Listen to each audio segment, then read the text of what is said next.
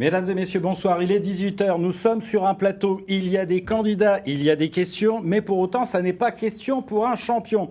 Vous l'aurez remarqué, depuis lundi, France 3 vous propose chaque soir et jusqu'au 23 juin des débats politiques dans le cadre du deuxième tour de ces élections municipales. Ce soir, un débat qui aura l'accent du massif. 40 minutes pour évoquer Gérard May, la perle des Vosges. Ils étaient 3 candidats au premier tour, ils seront encore 3 au second.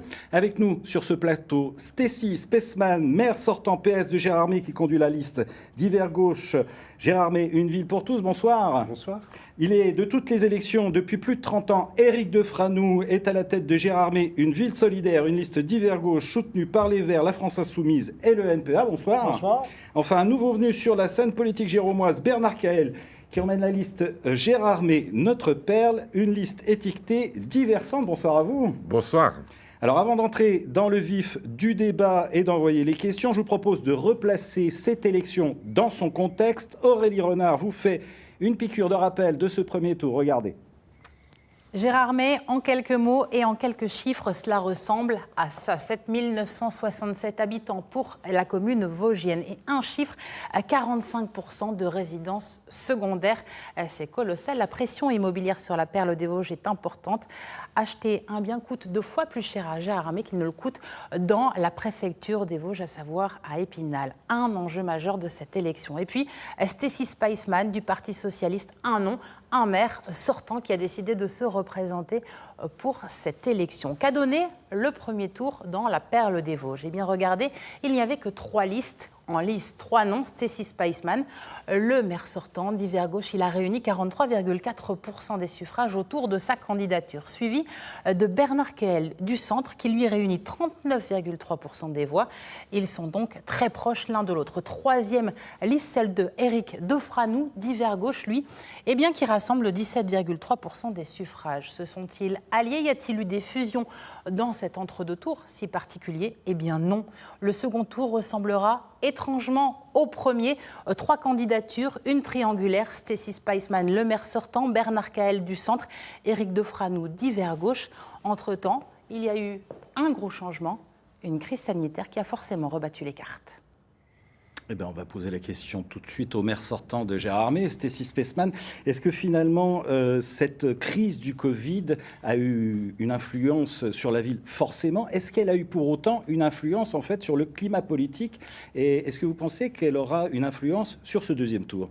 Alors une incidence sur la ville, évidemment, une incidence sur le climat général politique aussi, une incidence sur le deuxième tour, eh bien on verra le 28 juin ce qu'il en sera.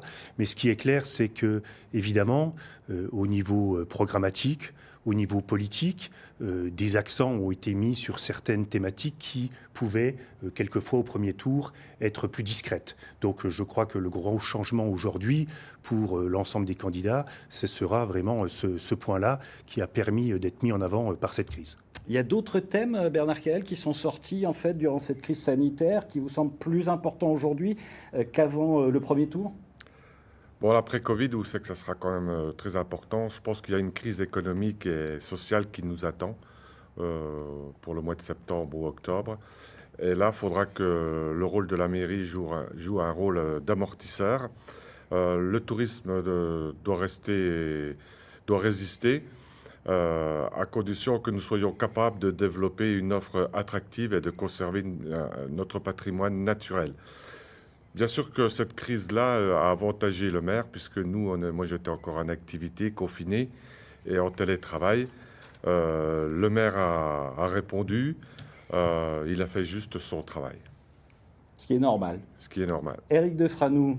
Alors nous, on pense déjà que le premier tour, alors après c'est facile de le dire, mais il n'aurait pas dû avoir lieu le 15 mars, hein, mais c'est facile de le dire après. Donc là, il y a le deuxième tour le 28 juin, c'est peut-être bien... Bon, voilà, on n'a pas le choix, mais ça aurait peut-être été bien qu'il soit reporté à l'automne en refaisant les 2 tours, parce que je pense qu'effectivement, vu le taux d'abstention, forcément, il y a un problème. Les gens ont peur de venir voter. Et je pense que la municipalité devrait voir si les gens sont porteurs du Covid ou pas pour le prochain... pas les gens qui viennent voter, mais les gens qui tiennent les urnes. Qu'on teste les assesseurs, qu'on teste les employés communaux pour que les gens puissent venir voter sans souci. Alors, il y a eu une belle participation, j'ai envie de dire, par rapport au niveau national. 50% à Gérardmer, 44% au niveau national. Vous entendez ce que dit Éric de Franou. Ça vous semble être... on prévoit, malgré tout, en fait, dans les enquêtes pour ce deuxième tour, encore plus d'abstention qu'au premier tour. Vous vous engagez à prendre toutes les mesures nécessaires, en fait, pour protéger à la fois les assesseurs et puis les électeurs, j'imagine. Bien sûr, évidemment. Évidemment que toutes les mesures seront prises pour ce deuxième tour qui a lieu, ce n'est pas nous qui avons décidé, ce 28 juin. On attend d'ailleurs toujours le protocole officiel du ministère de l'Intérieur pour ce deuxième tour. On a quelques éléments aujourd'hui, mais évidemment, je mettrai tout en œuvre pour que la sécurité soit respectée et que les personnes qui viendront voter, qui j'espère seront malheureusement plus nombreuses qu'au premier tour, si les conditions sont respectées, évidemment, la sécurité sera là et sera au rendez-vous. Bernard Caël l'a souligné tout à l'heure. Est-ce que vous êtes favorisé pour ce deuxième tour parce que vous avez été aux affaires, vous avez dû gérer cette crise sanitaire? On a dit qu'il y aurait une prime au sortant à cause de ça. Vous sentez ça? Alors écoutez, pas forcément. Je ne sens pas ça forcément. On verra le 28 juin, encore une fois, au résultat. Ce qui est sûr, c'est que quel que soit le contexte, le maire sortant, quand il fait bien son travail, généralement, évidemment, est légèrement favorisé par rapport aux autres candidats parce qu'il est aux manettes actuellement. On va parler des résultats. 43% en fait, pour votre liste au premier tour. C'était une satisfaction, une déception? Vous êtes talonné par Bernard Caël à 39%. On est toujours évidemment déçu de ne pas avoir un score meilleur quand on se présente à une élection, mais il me semble que c'est un score plus qu'honorable. Je suis en tête à ce premier tour dans tous les bureaux de vote sur Gérardmer. Et si on regarde par rapport à l'élection de 2014, les listes, les forces en présence dites de centre-gauche et de gauche à Gérardmer restent largement majoritaires par rapport à la dernière fois. Bernard Caël, 39%. Est-ce que vous vous attendiez à ce score? C'est satisfaisant pour vous ou pas? Oui, donc j'en profite d'ailleurs pour remercier les électeurs qui se sont mobilisés lors du premier tour et qui ont voté Gérardmer notre Parle. Pour nous, ça a été quand même un excellent succès, surtout qu'on n'était pas connus. Moi, j'arrive de la société civile, j'ai 61 ans. Le maire a déjà 6 ans de mandat. Je le talonne à très peu. Et pour nous, c'est une grande fierté. Qu'est-ce qui explique ce succès à votre sens? Vous avez parlé de succès. Alors, je ne sais pas si c'en est un. Pour vous, apparemment. Pour oui. nous, c'est déjà un succès parce que rien n'est joué. Nous sommes au deuxième tour et je pense qu'on peut l'emporter. Moi, je le comprends, c'est qu'on a fait une liste. Moi, j'ai fait une liste de gens qui viennent de tous horizons politiques. Et qui sont extrêmement compétents et engagés pour notre commune. Et je pense que tous les postes seront pourvus avec des gens qui ont une grosse expérience dans leur domaine. Et je pense que c'est ça qui a fait la différence. Alors, vous dites de tous horizons. J'ai vu à la fois Éric de Franou et Stécie Spesman dodeliner de la Hocher tête. de la tête, oui. Quand vous avez dit ça, on va poser la question à Éric de Franou. Vous avez fait 17%. Vous êtes une liste d'hiver gauche. Stécie Spesman est d'hiver gauche aussi. Vous vous maintenez au deuxième tour. Est-ce que vous ne vous maintenez pas au risque de faire perdre finalement les forces de gauche que vous représentez? Non, parce Est-ce qu'il n'y avait pas possibilité d'un accord avec le maire de Gérardmer? Alors, il y a toujours des possibilités d'accord, mais je pense que le premier tour a démontré que nous, on avait un programme totalement différent du maire sortant. Et puis, nous avons vraiment... Il y a une barrière qui s'est faite au fil des années entre le Parti socialiste et toutes les autres forces de gauche. Voilà, nous, on est dans les autres forces de gauche. Et pour nous, il n'était pas question de fusionner. Sinon, on aurait fait une liste directement au premier tour. Et M. Caël, c'est pas pour te chagriner, mais... on regarde les résultats des élections, effectivement, les forces de gauche et de progrès à Gérardmer font 60%. Bernard Caël dit, au début, je fais une liste apolitique. Et quand on regarde bien, alors il y a des gens de gauche, des gens de droite sur sa liste, c'est ce qu'il nous dit. Mais quand on regarde bien la liste de M. Caël, les premiers de cordée sur sa liste, ce sont les anciens responsables du Parti des Républicains, ce sont pas mal de responsables de La République En Marche. Bon, voilà, ils ont le droit, Mais je pense qu'il faut le dire aux électeurs. Bon, maintenant, tu dis que tu es diversante, tant mieux. Mais bien sûr, je voilà, l'affirme. Oui, tu l'affirmes, mais au début, vous disiez on est simplement apolitique. Voilà, je pense bien que sûr. l'apolitisme au niveau municipal, comme ailleurs, ça n'existe pas. Tout est politique pour nous. On va passer à ce qui est un des thèmes principaux qui vous fédère quelque part. Le thème principal de vos programmes, c'est l'environnement, l'écologie. Il n'y a pas que ça, bien sûr, mais ça revient en fait sur le sujet. On va laisser la parole à Éric Defranoux. Éric Defranoux, vous êtes soutenu par Éric Europe Écologie Les Verts, non pas Éric Écologie Les Verts. Oui. Le candidat de l'écologie, c'est vous dans cette campagne? Alors c'est nous, mais nous, tout le monde on est content que tout le monde se réclame de l'écologie et de la solidarité. Hein. On voit aujourd'hui, même, il y a 2 jours, le président de la République a parlé, il est solidaire, il est écologiste. Il pourrait être sur notre liste à la limite. Mais les mots, c'est quelque chose, mais la réalité, c'est autre chose. Moi, je suis écologiste, par exemple, à Gérardmer, on avait fait une association pour sauver le lac de Gérardmer il y a plus de 30 ans. On s'est aperçu que le lac était pollué parce qu'il y avait tous les égouts qui descendaient dans le lac à l'époque. Et on avait fait une association qui s'appelait Sauvons le lac de Gérardmer. Et on a réussi à faire plier la municipalité de l'époque. Et ils ont fait un égout qui a fait tout le tour du lac. Donc nous, on est des écologistes historiques. Vous n'êtes pas un écologiste de la dernière heure, on a bien compris. On reviendra vers vous pour détailler un petit peu le programme. Bernard Caël, vous aussi, vous avez mis l'accent sur l'écologie. C'est un thème qui est aujourd'hui pas forcément le thème central de la mouvance que vous représentez, mais c'est essentiel aujourd'hui dans un programme. Oui, bien sûr, mais permettez-moi de répondre aussi à Éric concernant la liste, hein, puisque ça, il affirme qu'on n'a que des républicains, etc. Non, toute la liste... Il n'a pas dit ça.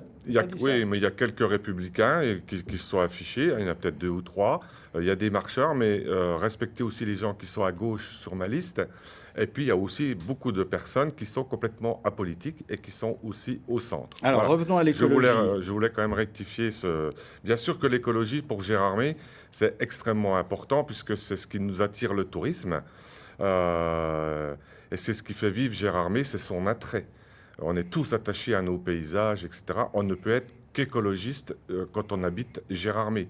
Puisque ça, c'est notre front de commerce. On va détailler un petit peu les programmes. Stécie Spesman, 6 ans en fait, de mairie, vous avez été suffisamment écolo pendant 6 ans? Écoutez, on peut toujours mieux. Hein, il faut être honnête et avoir beaucoup d'humilité quand on s'engage et qu'on est élu, qu'on est maire d'une commune comme Gérardmer. On peut toujours mieux. Mais il y a eu des actions fortes durant ce mandat au niveau écologique, que ce soit au niveau de la gestion de l'eau, que ce soit au niveau du lac également, avec un grand plan d'action qui aujourd'hui est en cours de finalisation. Il y a donc des actions qui ont été menées durant ces 6 ans. Mais quelquefois, effectivement, on les met peut-être pas forcément en avant et les concitoyens ne les voient pas forcément. Mais de nombreuses actions construites durant ces 6 ans et j'espère pour encore 6 ans derrière. Et voilà, on va vous poser la question, qu'est-ce que vous allez faire dans les 6 ans qui vont venir? Où est-ce que vous allez mettre le doigt pour l'environnement, pour l'écologie? Alors l'environnement, on a parlé tout d'abord du lac, effectivement, qui aujourd'hui est un lac qui souffre, hein, qui a besoin d'une attention particulière.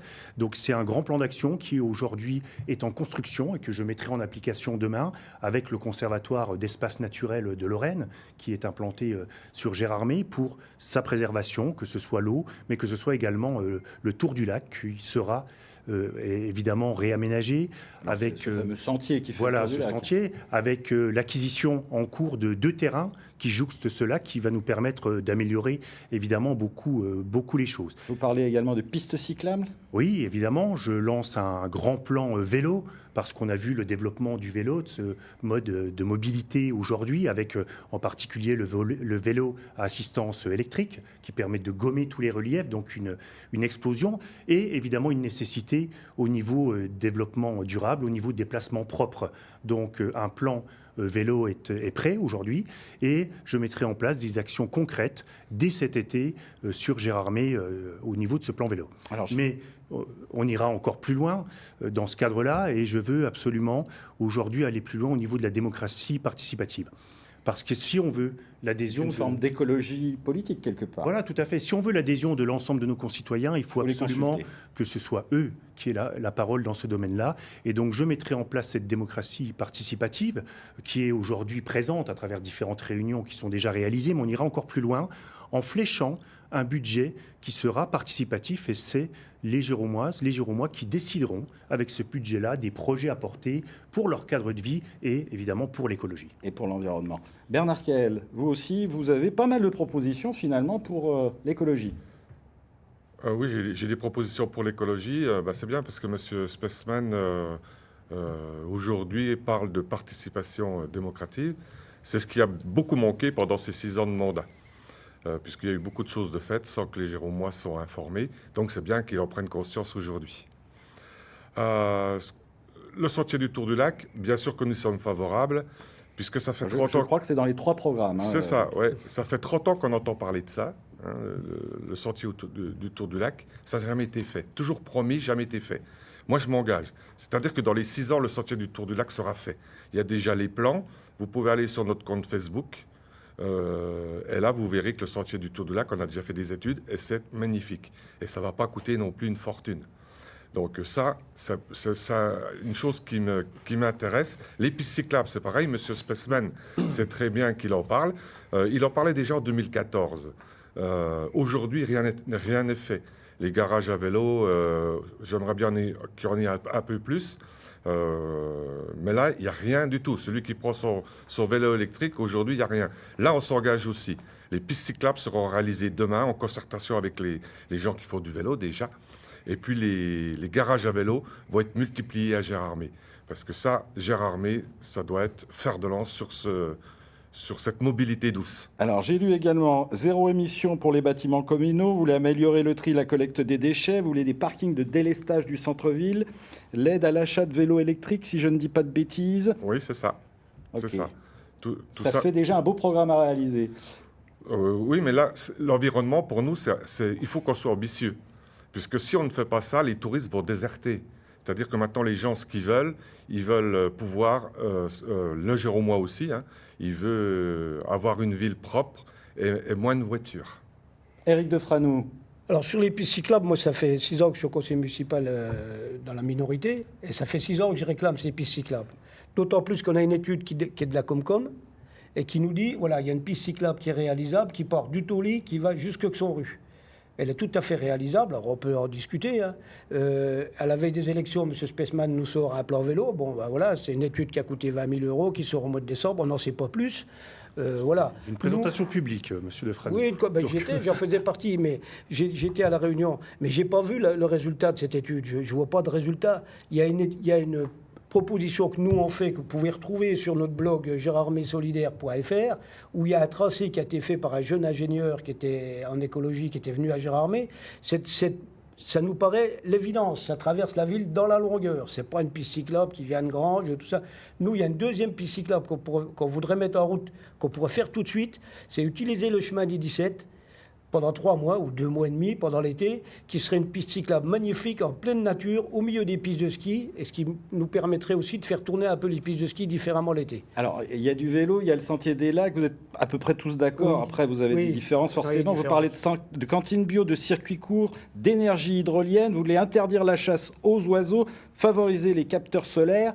C'est ambitieux tout ça. C'est ambitieux, mais ça ne coûte pas très cher. Faire 2 jours sans chasse, ça ne coûte rien. Interdire la chasse aux oiseaux, ça ne coûte rien.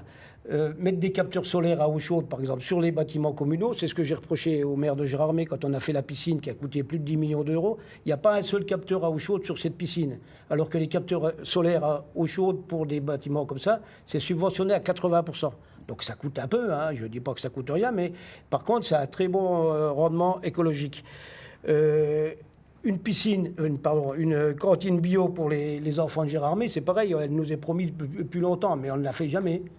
Et là, oui. Non, c'est dans le programme actuel, mais j'ai jamais promis en 2014 une cantine. Ah non, c'est la première fois. C'est vrai, c'est la première fois que tu promets ça. Mais à chaque fois qu'on a voté le budget, moi j'ai demandé que la cantine pour les gamins de Gérardmer soit une cantine bio. Ça n'a jamais été possible. Alors qu'au Tauly, à 10 km de Gérardmer, la cantine pour les gamins, elle est bio. Et à Gérardmer, on ne peut pas.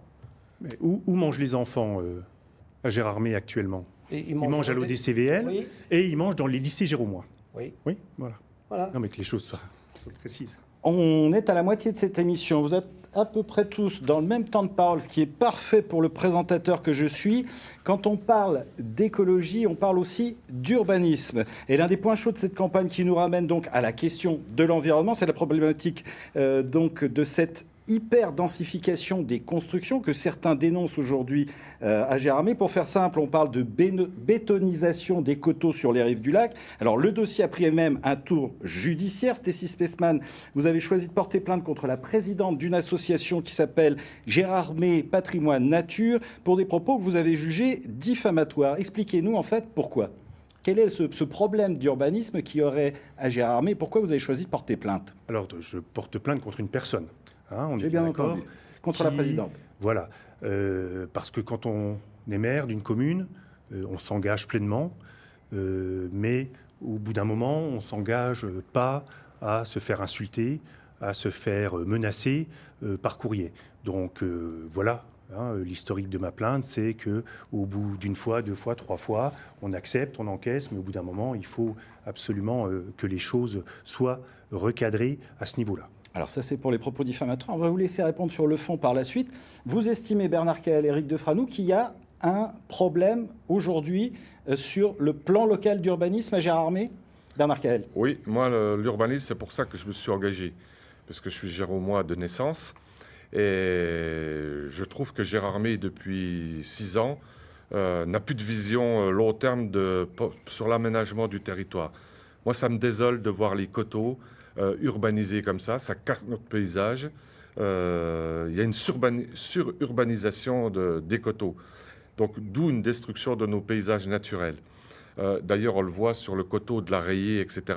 Il y a déjà des gros problèmes lorsqu'il y a beaucoup de pluie, les problèmes hydriques. Et on a souvent des problèmes d'inondation.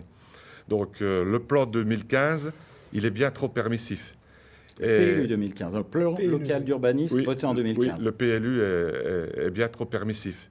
Et là, il faut quand même maintenant se mettre tous autour d'une table et qu'on règle ce problème. On ne peut plus durer comme ça. Éric Defranoux, vous avez voté le PLU en 2015, il faut le réviser aujourd'hui? Alors effectivement, j'ai voté le PLU en 2015 et c'est ce que j'ai dit au conseil municipal, c'est parce que c'était à mieux par rapport à ce qu'il y avait avant. Maintenant, on s'aperçoit que les 5 dernières années, il y a un dérapage. Alors pourquoi il y a ce dérapage? Parce qu'il y a des promoteurs immobiliers qui sont souvent extérieurs à la ville, qui avec la crise économique et tout ça, se sont dit, tiens, Gérardmer, c'est vraiment l'endroit où il faut construire. Et nous, il va falloir essayer de stopper ça au mieux. Que les Géromois puissent construire, c'est très bien. Alors, la difficulté de ce PLU, c'est que plus vous allez rendre inconstructibles des parcelles, plus les autres parcelles vont augmenter. Et donc, plus les Géromois ne pourront plus construire à Gérardmer. C'est ça un peu la difficulté du PLU. Par contre, moi je pense que dans tous les aménagements, enfin dans tous les projets d'aménagement urbanistique de Gérardmer, il faut mettre une part importante de logements sociaux.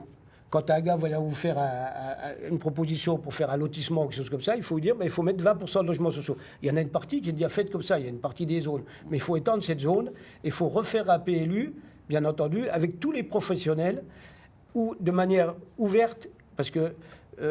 on va laisser répondre, si vous le voulez bien, Stécie Spesman. On a dit, du côté de Bernard Caël, un PLU trop permissif. J'ai entendu une municipalité peut-être trop permissive. Un PLU plus social pour Éric Defranoux. Qu'est-ce que vous répondez? Alors, ce PLU, effectivement, a été voté à l'unanimité en 2015, après étude sur l'ensemble du territoire. Plus loin que ce plan local d'urbanisme, pour vous dire la volonté de protection, nous avons décidé de classer une partie du territoire géromois en site patrimonial remarquable, site et règlement qui a été voté également à l'unanimité en 2015. Qu'est-ce qui s'est passé? Un PLU répond à des réglementations nationales et à la loi. Et il y a en particulier la loi Allure qui a été votée en 2014, donc avec application évidemment dès 2015, qui a supprimé le coefficient d'occupation des sols. Et on a pris ça, nous, de plein fouet, parce que qu'est-ce qui se passe? C'est-à-dire que les 2000 m² qu'on imposait avant sur les coteaux a été complètement balayé du revers de la main. Et donc, qu'est-ce qu'on fait les gens? L'État qui a prôné une densification finalement des constructions. C'est le législateur qui a voulu la densification de ce qui était constructible. Alors, on a travaillé sur ce PLU. Je rappelle ici que dans ce PLU, à l'époque, on a réussi à enlever plus de 200 hectares qui étaient constructibles en les rendant non constructibles. On a bloqué les constructions. Donc, vous avez rendu des parcelles à la nature. Tout à fait. Plus de 200 hectares à l'époque. On a également réussi à bloquer les constructions qui pourraient avoir lieu à plus de 50 mètres des réseaux publics existants. Et ce qui a fait que depuis 2014, d'ailleurs, on a limité vraiment les extensions de réseaux publics, malheureusement, et certains peuvent le déplorer à certains endroits, mais ce qui a permis d'empêcher ces constructions-là. Et effectivement, au niveau logements sociaux, on a réussi à mettre sur certaines zones, à partir d'un programme de construction de 5 logements ou plus, eh bien, le constructeur doit réaliser 20% de logements sociaux sur la même unité foncière. Donc tout ça, ça a été fait. Mais je suis comme tous les Géromois, la majorité d'entre eux. Et effectivement, quand on voit la densification sur certains coteaux, ça peut nous choquer. Mais encore une fois, ce sont des problématiques que l'on pourra régler, je l'espère, demain, en agissant localement, mais également au niveau national. Parce que la loi Montagne de 2016 a permis... On ne va peut-être pas rentrer dans le détail. Je pense qu'on a bien compris votre réponse, d'autant plus que vous êtes très en avance. Il faut garder du temps pour parler d'un sujet en fait qui vous concerne tous et qui fait partie de l'ADN quelque part de la ville de Gérardmer. Vous l'aurez compris, c'est le tourisme. Le tourisme est aussi un des piliers de vos programmes. Vous souhaitez tous faire de Gérardmer une station 4 saisons, une station Vivaldi, on pourrait dire, c'est-à-dire désaisonnaliser l'activité. Bernard Caël, ça passe par quoi ? Alors, par une voie verte déjà, pour le tourisme. Une voie verte, moi je milite pour la voie verte de Bruyères à Gérardmer. Sur l'emprise de la voie de Sur chemin de l'emprise fer, de la voie de chemin de fer, oui, parce Du que début à la fin. tout le monde le sait, oui. Du début à la fin. Du Non, début mais à la que les fin. choses soient claires. Ah oui, les choses c'est sont bien claires. à cet endroit-là. Et d'ailleurs, c'était avant le premier tour, je le disais déjà, et je l'affirme aujourd'hui. Pourquoi ? Parce que tout est mis en place au niveau des financements, etc. J'ai reçu le président de la Voie verte, donc il me dit, lui, que Gérardmer dit oui, mais il ne signe pas. Il n'y a plus qu'une commune qui ne signe pas. Je pense que pour On va la rien majorité de nos présenter, téléspectateurs, on ne va peut-être pas rentrer Oui. dans un détail qui serait trop technique. Voilà.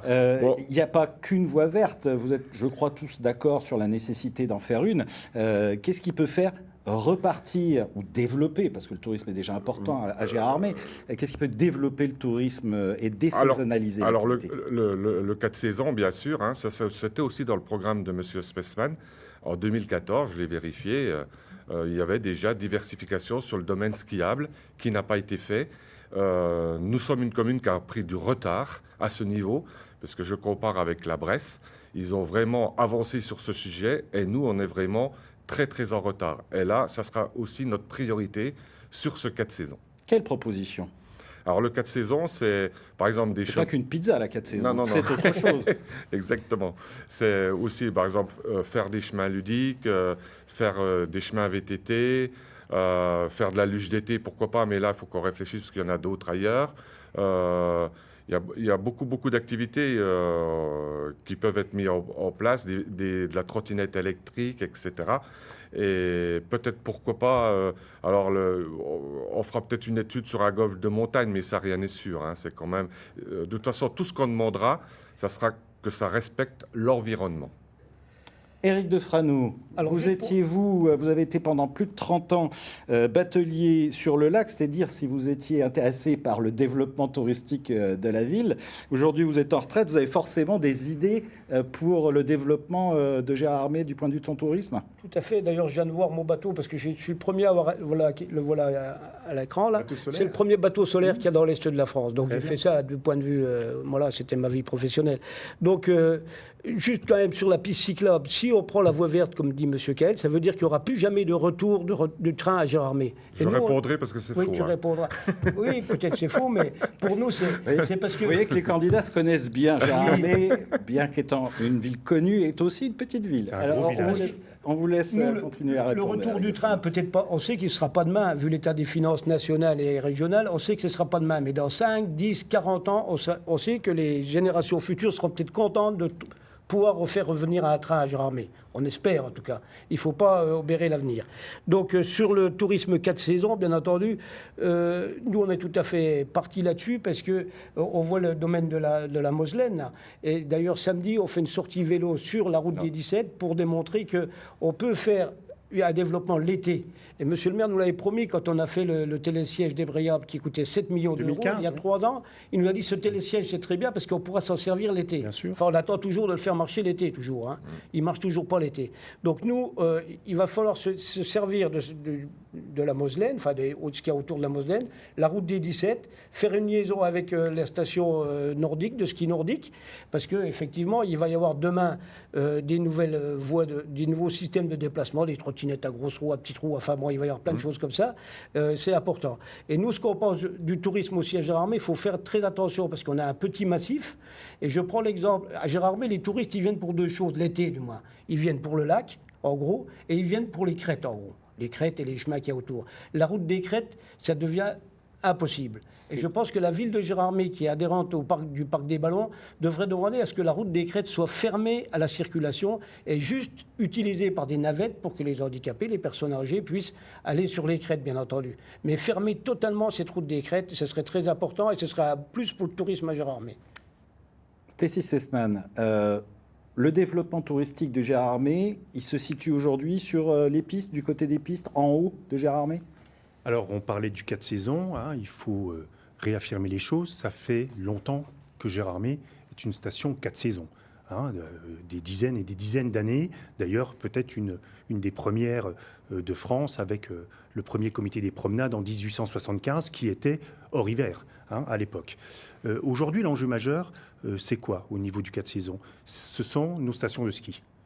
On le voit aujourd'hui avec le dérèglement climatique, hein, et l'hiver en particulier que l'on vient de passer. Il faut absolument faire cette transition. Alors on a commencé effectivement en 2015, ça va peut-être pas assez vite, mais ce sont des investissements à nouveau apportés qui sont lourds. Et donc en 2015, investissement avec un télésiège débrayable qui permet effectivement de fonctionner hiver comme été, et donc d'amener des activités en partie haute de notre domaine. Et c'est là qu'il faut construire ces activités, c'est-à-dire permettre des activités ludiques au niveau de notre retenue d'eau, par exemple, sur le domaine, ludiques pour les enfants, pour que ce soit des jeux en bois, évidemment des déplacements doux, et une descente du haut en bas de notre domaine, évidemment en VTT, en trottinette, en karting, pas électrique, pas motorisé, évidemment. Voilà des exemples. Et surtout, un produit phare qui n'ira pas dans la concurrence, parce qu'il ne faut pas faire ce que fait la Bresse, ce que fait le lac Blanc. Ça ne sert à rien. Il y a trop de proximité et on va se marcher dessus. Il faut trouver une activité, et moi, elle est en cours d'étude, et je l'installerai dès que possible sur le domaine, une activité qui serait attractive et qui permettrait de fonctionner été comme hiver, et même s'il y a de la neige l'hiver. Ce qui sera un plus pour notre station. Mais on a envie de savoir ce que c'est. Eh bien non, je ne vous dirai pas. Bon. La suite au prochain épisode. Voilà. Je vous le dirai le 29 juin. Alors, on a parlé de beaucoup de choses. Il nous reste 7 minutes 30 en fait. On est déjà très en retard. On aurait voulu parler de développement économique. On en a parlé au travers du tourisme, qui est certainement le premier levier. D'intercommunalité, il y a des problèmes aussi dans la grande intercommunalité. On va peut-être parler un petit peu de finances pour terminer en fait cette émission. Bernard Kehl, vous êtes en retard. Vous dénoncez, vous, un endettement très fort de la ville de Gérardmer.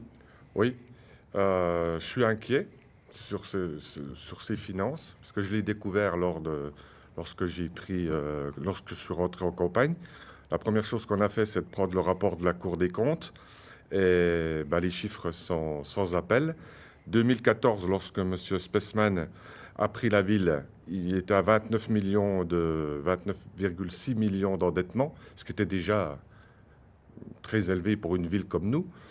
En 2019, après son mandat, pratiquement à la fin de son mandat, il a augmenté la dette de 58% pour arriver à 46,7 millions, soit 5 206 € par habitant.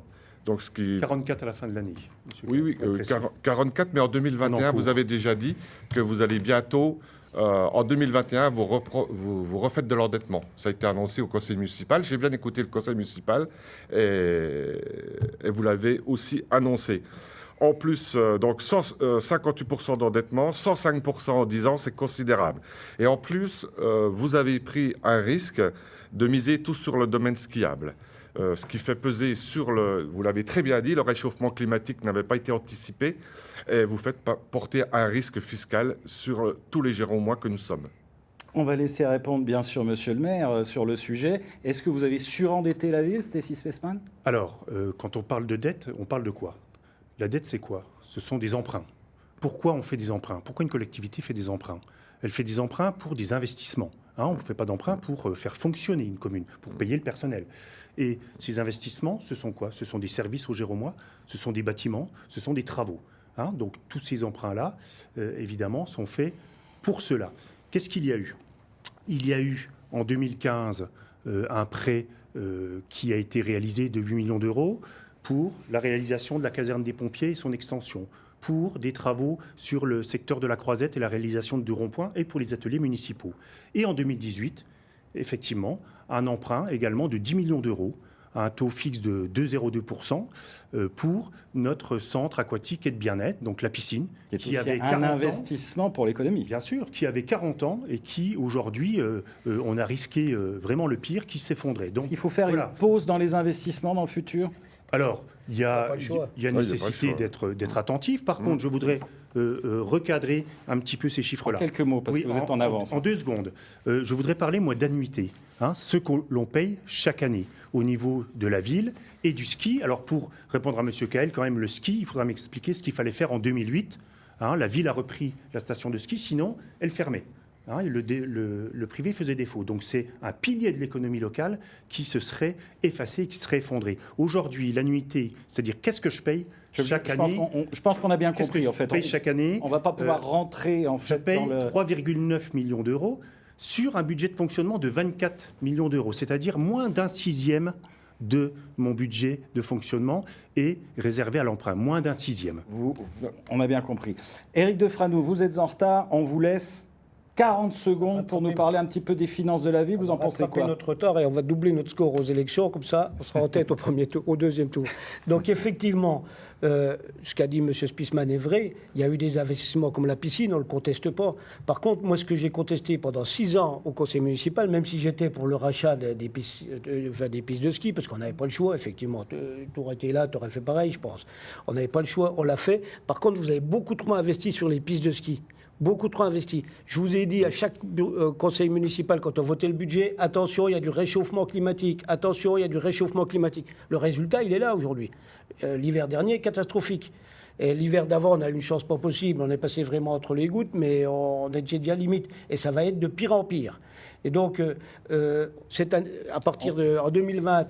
Je crois qu'on n'a même plus le temps en fait, de vous laisser continuer. Et c'est dommage, on aurait pu en parler certainement pendant des heures.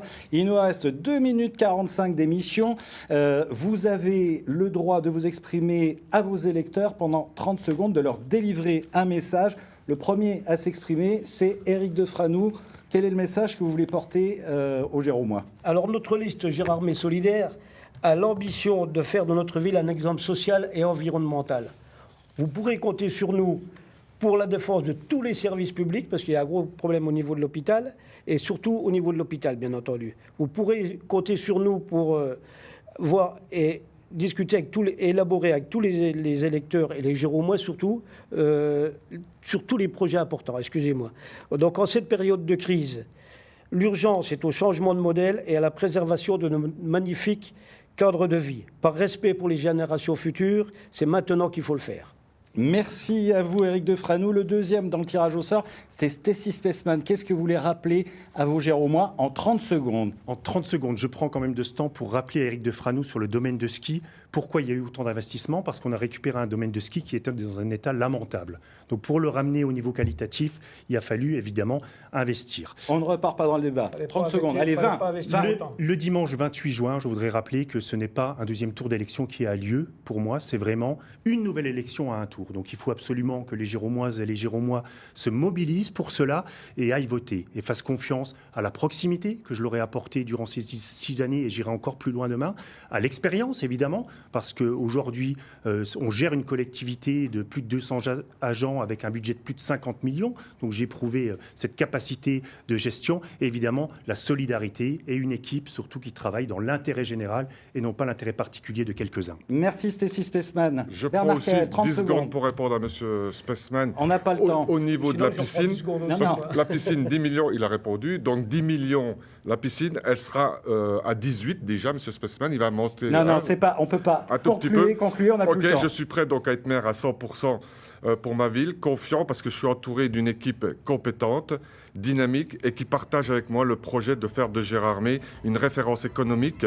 environnementale et de qualité de vie.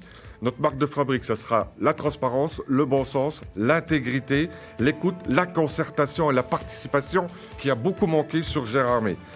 Pour participer à ce changement, votez et faites voter Gérardmer, notre perle. Merci à tous, on aurait eu encore plein de choses à dire. Eh ben, il nous reste 8 secondes. Merci de votre attention. Élection donc le 28 juin, résultat sur France 3. Très belle soirée à toutes et à tous, bonsoir.